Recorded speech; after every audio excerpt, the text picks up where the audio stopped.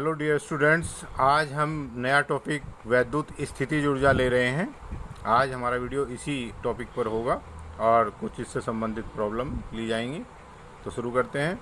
वैद्युत स्थितिज ऊर्जा, इलेक्ट्रिक पोटेंशियल एनर्जी, इसकी एक्सप्लेनेशन दे देते हैं पहले आपको। ये समान प्रकृति के आवेशों, क्या समान यानी कि एक जैसे प्रकृति के आवेशों के मध्य प्रतिकर्षण, जो हमारा कैसा बल कार्य करता है, प्रतिकर्षण, वह विपरीत प्रकृति के मध्य एक धन एक ऋण हो, उनके मध्य आकर्षण बल कार्य करता है जब आवेशों को वैद्युत बल के विरुद्ध एक दूसरे के निकट अथवा दूर ले जाया जाता है।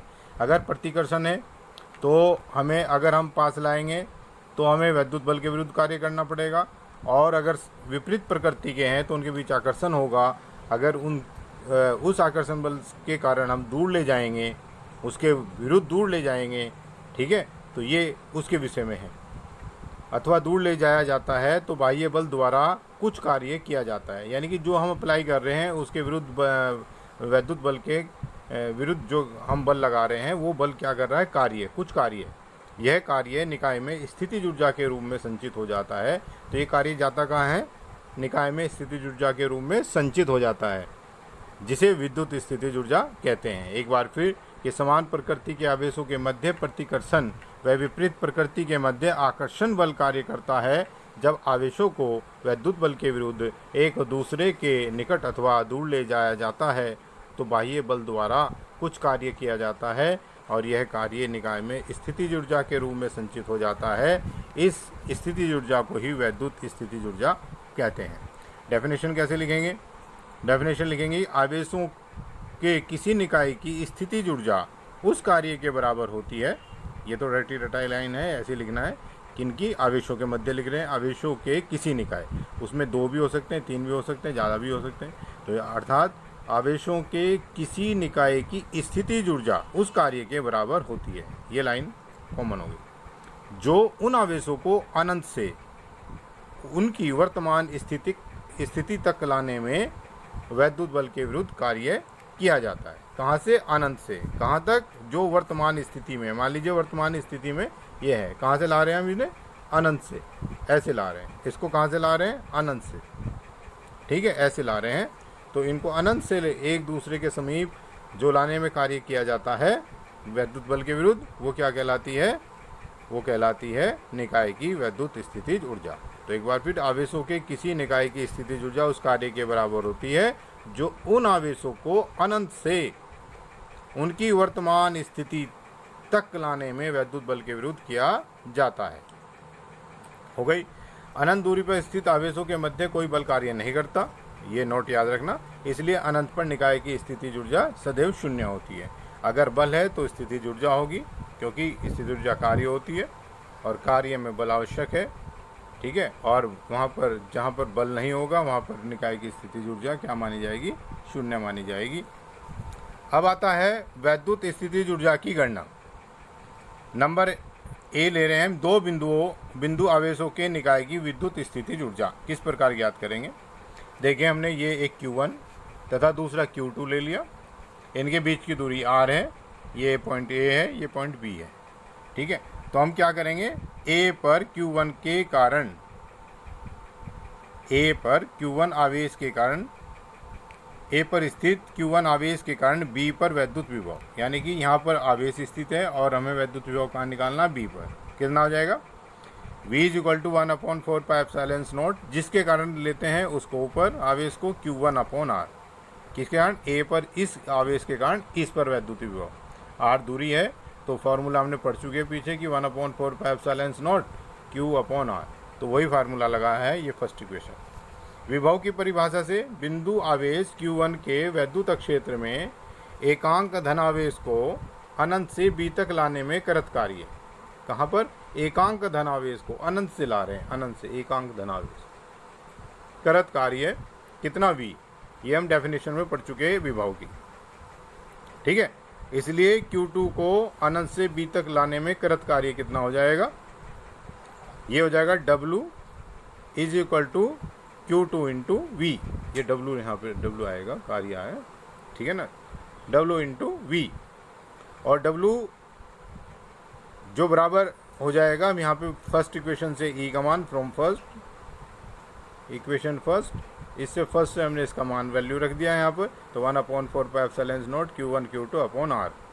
इस कार्य को ही Q1 और Q2 के बीच पोटेंशियल एनर्जी कहते हैं, अर्थात इसको U लिख सकते हैं क्योंकि पोटेंशियल एनर्जी को जो हम रिप्रेजेंट करते हैं वो U से करते हैं। U = W = 1/4πε0 Q1 Q2 upon R। एक अब इसको लर्न रखने का तरीका बस ये हम बनाएंगे और इसके कारण इस पर पोटेंशियल कितना हो जाएगा, V = 1/4πε0 Q upon R, Q1 upon R, ठीक है ना। और कहाँ से ला रहे हैं, अनंत से यहाँ तक एकांक धनावेश को लाने में कार्य कितना होगा, W, ठीक है। और W बराबर होता है कौन से आवेश को ला रहे हैं, Q0 को, ठीक है ना जी। ठीक, कहाँ तक ला रहे हैं, यहाँ तक, ठीक है। और इसकी अगर उस से मल्टीप्लाई कर दी जाए तो क्या आ जाएगा, कार्य आ जाएगा, ठीक है ना जी। तो कितना हो जाएगा ये, W = Q2V, ठीक है। अब इसमें हमने सीधा सा V का मान रखना है और इसको निकाल लेना है। किस प्रकार, यानी कि हमारा फार्मूला आ जाएगा U = 1/4πε0 Q1 Q2 upon R। एक बात ध्यान रखना, बल में होता है F = 1/4πε0 Q1 Q2 upon R², यानी कि एक R का अंतर। और E में होता है 1/4πε0 Q अपॉन R²। यहाँ ऊपर एक आवेश होता है, इसमें E में एक आवेश ऊपर, कम आवेश होता है ऊपर की ओर, और जो फोर्स में एक जो दूरी होती है पावर वो ज़्यादा होती है। और तीसरा होता है U = Q1 Q2 upon R, यानी कि ये ऊपर वाला इसका पोर्शन और इसका जो है नीचे केवल R। और जो V हो जाता है 1/4πε0 Q अपॉन R। तो अब इनका जो संयुक्त है वो हम एक जगह इनको सबको लिख लेंगे, और जो भी डिफरेंस है, ये शुरू के दो तो होते हैं सदिश, और ये हो जाएंगे अदिश। एक जगह लिखकर हमें न्यूमेरिकल में इसमें आसानी रहेगी। अब लेते हैं दो से अधिक बिंदु आवेशों से बने निकाय की विद्युत स्थितिज ऊर्जा। देखिए हमने एक निकाय लिया, ये Q1 Q2 Q3 A B C बिंदु पर रखे हैं। ये जो Q1 Q2 के बीच की दूरी R12 और B और C के बीच की दूरी है R23, और C और A के बीच की दूरी है R31, ठीक है। तो माना प्रारंभ में तीनों आवेश कहाँ पर हैं, अनंत, क्योंकि डेफिनेशन के अनुसार कहाँ से लाना, अनंत से, इसलिए प्रारंभ में कोई वैद्युत क्षेत्र नहीं है। अतः Q1 को अनंत से बिंदु A तक लाने में, कार्य किया गया कार्य W1 = 0, कोई बल नहीं है, इसलिए कोई वैद्युत क्षेत्र नहीं है, इसलिए कोई कार्य नहीं करना पड़ेगा। और जब ये यहाँ पर आ गया तो Q1 के कारण बिंदु B पर उत्पन्न विभव, इसको नहीं अभी देखना, इसको देखना है। क्या, वही फार्मूला 1/4πε0 Q1 अपॉन R12, ये इसका अपना जो यहाँ की दूरी है वो R12 है, ठीक है। ये आ गया हमारा V1। अब लिखेंगे, इसलिए Q2 को अनंत से बिंदु B तक लाने में करत कार्य, Q2 को कहाँ से ला रहे हैं हम, अब इस पर विभव आ गया ना, अब हम ला रहे हैं Q2 को अनंत से B तक, तो कार्य कितना हो जाएगा, जैसे पीछे हमने लिखा था Q2V, तो यहाँ पे भी लिखेंगे Q2V1, ठीक है ना। Q2 को इसके विभव में ला रहे हैं ना, इसके यहाँ पर इसका विभव है, तो इसके विभव वाले क्षेत्र में ला रहे हैं हम, तो इसलिए क्या हो जाएगा, V2 = Q2 × V1। अनंत पे V1 जो V होता है 0, यहाँ पर V1 हो गया, तो इसलिए ये होता है ना W = Q × delta V। Delta V का मतलब है इसमें से V1 माइनस V अनंत, ठीक है। V अनंत को 0 रख दिया तो V1 बचा, इसलिए Q2V1 इसकी वैल्यू रख दी, तो कार्य आ गया 1/4πε0 Q1 Q2 अपॉन R12, ठीक है, ये 12। इसके बाद आएगा Q1 व Q2 के कारण बिंदु C पर उत्पन्न विभव। अब दोनों को ले लिया, अब दोनों आ चुके, इसके कारण अब इस पर विभव उत्पन्न हो जाएगा, तो दोनों का संयुक्त विभव इस पर हो जाएगा, दोनों को जोड़ देंगे तो V12 आ जाएगा, यानी कि इन दोनों के कारण 1/4πε0 Q1, अब दूरी ये होगी इसकी वजह से R31 लिखना चाहिए था यहाँ पे 31, चलो कोई बात नहीं, एक ही बात है, 1 को पहले लिख लिया, और प्लस 1/4πε0 Q2 अपॉन R23, जो कॉमन आया उसको कॉमन ले लिया, जो अंदर है वो अंदर रहने दिया, तो हमारा ये आ जाएगा V12, दोनों के बीच में जो, यानी कि दोनों का संयुक्त विभव। अब हम किसको लाएंगे, Q3 को अनंत से लाएंगे यहाँ तक। कहाँ तक लाएंगे, यहाँ तक लाएंगे, ठीक है ना जी। तो इसमें जो Q3 को हम अनंत से ला रहे हैं, ठीक है, तो इसमें लिखेंगे C तक लाने में कृत कार्य W3, जिसको ला रहे हैं उसको Q3 इंटू V12, इसका V12 का वैल्यू यहाँ से रख देंगे और हमारे पास आ जाएगा Q3 1/4πε0 Q1 Q3 upon R13 और Q2 Q3 अपॉन R23। ये R13 जो है ना, कन्फ्यूज ना हो आप, 31 के इक्वल है, ठीक है, या तो ये रख ले या रख। अब हम क्या करेंगे, टोटल कार्य कितना हो जाएगा, कुल कार्य, कुल कार्य यहाँ पे लिख लीजिए, कुल कार्य, कुल कार्य हो गया W is equal to W1 plus W2 plus W3। W3 ये, W1 0 था और W2 कितना था ये, इन सब को जोड़ दिया तो हमारे पास 1/4πε0 कॉमन आ जाएगा, Q1 Q2 अपॉन R12 और Q2 Q3 upon R23 plus Q3 Q1 upon R31, ठीक है। तो इस प्रकार से हमारा आ गया। तो अब हम इसको अगर हम ऐसे ना करना चाहें और डायरेक्टली हम किसी न्यूमेरिकल में इसको रखना चाहें, फार्मूले को अप्लाई करना चाहें, तो कैसे करेंगे। ये हमने रख लिया दोनों तीनों जो हमने एक इसमें फिगर में, तो हम ये मानेंगे ये Q1 और ये Q2 आवेश इनके बीच की दूरी है, ये Q2 और Q3 आवेश इनके बीच की दूरी है, और ये Q3 और Q1 आवेश है इनके बीच की दूरी है। तो हमने फार्मूला पीछे पढ़ा, U is equal to 1/4πε0 Q1 Q2 upon R, ठीक है। तो हम इस फार्मूले को करेंगे, दोनों के बीच की जो है U1 और 2 के बीच जो एनर्जी आ जाएगी, स्थितिज ऊर्जा 1/4πε0 Q1 Q2 R12, इसी प्रकार 2 3 के बीच में, इसी प्रकार 3 1 के बीच में, तीनों को जोड़ देंगे तो यही आ जाएगा। तो हम डायरेक्टली रख सकते हैं इसी प्रकार से, ठीक है, ये सारा ना करके, क्योंकि हमें न्यूमेरिकल में तो सीधा फार्मूला लगाना है, इसलिए हम ये कर सकते हैं। अब एक प्रैक्टिस के लिए न्यूमेरिकल ले लेते हैं। चित्र के अनुसार 3 आवेश व्यवस्थित किए जाते हैं, उनकी स्थिति ऊर्जा का मान ज्ञात करो। मान लो Q is equal to 1 × 10⁻⁷ coulomb और जो ये भुजा की लंबाई है वो है 0.1 मीटर। तो देखिए हमने ये चित्र ले रखा है, यहाँ पे -4Q रखा है इस एंड पर, इसको A लिख लीजिए, इसको A लिख लीजिए, इसको B लिख लीजिए +Q और ये C पर +2Q।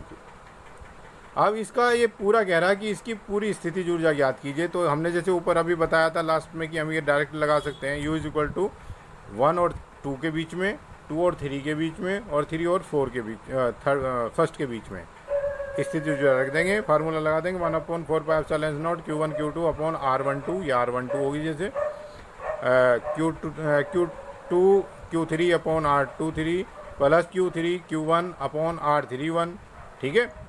तो अब हम इनकी वैल्यू रखेंगे, Q1 और Q2 की वैल्यू, Q1 की वैल्यू -4Q माइनस साइन के साथ रखेंगे, इनटू Q2 की वैल्यू Q रखेंगे अपॉन ये जो है इसकी R12 की जगह A रख देंगे क्योंकि ये दिया हुआ है, और Q2 की जगह फिर यहाँ पे Q आ जाएगा और Q3 की जगह +2Q आ जाएगा अपॉन A, Q3 की जगह 2Q और Q1 की जगह फिर आ जाएगा -4Q, इस प्रकार रख देंगे। तो देखिए इसमें Q² अपॉन A सब में से कॉमन आ जाएगा, 1/4πε0 Q² अपॉन A माइनस यहाँ पे क्या बचेगा 4, यहाँ पे बचेगा 2 1 = 2 और यहाँ 4 2 -8 आ जाएगा। अब ये देखिए 12 में से 2 गए, 10 बचेगा, तो इसकी वैल्यू होती है 9 × 10⁹, ठीक है। और क्योंकि ये माइनस हमने पहले लिख लिया, -10 लिख लिया, ये जो अंदर बचा, ठीक है, इंटू -14 और यहाँ पे रखा पहले हमने, ठीक है। और नीचे जो दूरी है वो 0.1 है, तो 0.1 जो उड़ा दिया हमने ऊपर जाके 10 हो जाएगा। तो जब हम इसको पूरे को कैलकुलेट करेंगे तो आ जाएगा -9 × 10⁻³ जूल। तो अब ये जो इसमें -9 यानी कि नेगेटिव चिन्ह आया है आंसर में, तो ये प्रदर्शित करता है कि इन आवेशों को एक दूसरे से अलग कर अनंत तक हटाने में 9 × 10⁻³ जूल कार्य करना पड़ेगा। अब एक न्यूमेरिकल लेते हैं प्रैक्टिस के लिए, और चित्र में दर्शाए अनुसार 4 आवेश भुजा D वाले किसी वर्ग ABCD के शीर्षों पर व्यवस्थित किए गए हैं। पूरे निकाय की पोटेंशियल एनर्जी अथवा कृत कार्य बिंदु करत कार्य ज्ञात करना है और बिंदु ई पर नेट विभव। तो देखो ये ए है, ये बी है, ये सी है, ये डी है। ये Q1 जो प्लस Q आवेश है, Q2 माइनस Q आवेश है, Q3 प्लस Q आवेश है और Q4 माइनस Q आवेश है। अब ये पूरे वर्ग की और भुजा की लंबाई इसकी है D, ये D है, ठीक है, ये D लंबाई है भुजा की लंबाई, ठीक है, इसको D लिख लीजिए, ये लिखा गया था। तो अब हम क्या करेंगे, इसकी पूरे की हमें क्या निकालना है, इसकी स्थितिज ऊर्जा निकालनी है पूरे की, ठीक है। तो उसको करते हैं शुरू। तो देखिए पहले हमने लिखा था कि हम दो के बीच में स्थितिज ऊर्जा निकालेंगे, ठीक है। U is equal to, hint दे देता हूँ उसका, U इसको 1 और इसको 2, 1 2 प्लस U 2 3 प्लस U जो आ गया 3 4, ठीक है, प्लस अब देखिए ये तो आपस में होगी, अब इनकी ये भी एनर्जी आएगी, कितने आएगी, U 1 3 प्लस U 2 4, ये 6 पोटेंशियल एनर्जी हो जाएगी। और जब हम इनको सॉल्व आउट करेंगे तो 1/4 पाई एप्सिलॉन नॉट तो सब में से कॉमन आ जाएगा, ठीक है। अंदर क्या बचेगा, Q1 Q2 यानी कि plus Q into minus Q upon A D, ठीक है, ये भी डी है, अपॉन डी प्लस 2 और 3 में ये भी Q और into minus Q upon D, फिर प्लस ये दोनों उसी प्रकार से minus Q into Q upon D plus फिर इन दोनों के मध्य भी वही Q into minus Q upon D, और ये जो दो आ जाएंगे देखिए, प्लस के लिए प्लस और माइनस के लिए ये माइनस माइनस प्लस हो जाएंगे, यानी कि ये आ जाएगा Q इंटू Q अपॉन, अगर ये D है ये D है तो बीच की दूरी हो जाएगी D√2। इसी प्रकार से plus minus Q into minus Q upon D√2, ठीक है।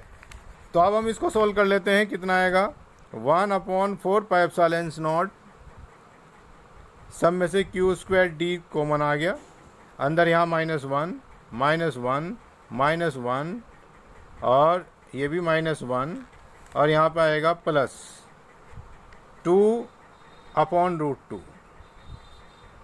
तो ये √2 से √2 कट जाएगा, तो ये आ जाएगा 1/4 pi epsilon not Q² upon D और अंदर आ जाएगा -4 प्लस √2, माइनस को बाहर ले सकते हैं तो ये हमारा पहला आंसर आ जाएगा। और देखिए अब ये कह रहा है E पर नेट विभव, तो इसके कारण प्लस, क्योंकि दूरी तो उतनी होगी, ये सारी दूरियां बराबर हैं आपस में, इसके कारण A1 के कारण प्लस विभव आ जाएगा, B पार्ट में जो V1 है वो प्लस आ जाएगा, V2 उतना ही नेगेटिव आ जाएगा और V3 उतना ही फिर पॉजिटिव आ जाएगा, पॉजिटिव के कारण पॉजिटिव, डिस्टेंस इक्वल है, और D पर ये जो है इसके कारण नेगेटिव आ जाएगा। जब सारों को जोड़ेंगे तो सारे 2 नेगेटिव 2 पॉजिटिव और बराबर हैं तो 0 हो जाएगा, तो उसका आंसर हो जाएगा 0। आप इसको प्रॉपर ढंग से अपने आप करके देखें, मैंने हिंट दे दिया है इसका, कहीं पर भी गड़बड़ हो तो आप मिला सकते हैं और मुझसे पूछ सकते हैं। तो इसको एक बार आप ज़रा एक बार इस पर अपनी निगाह डाल लें, ये आपको दिख जाएगा, क्योंकि पहले तिरछा हो गया था करते हुए। आप इसको ध्यानपूर्वक देख लें और इसके आधार पर अपना सॉल्यूशन करें। ओके।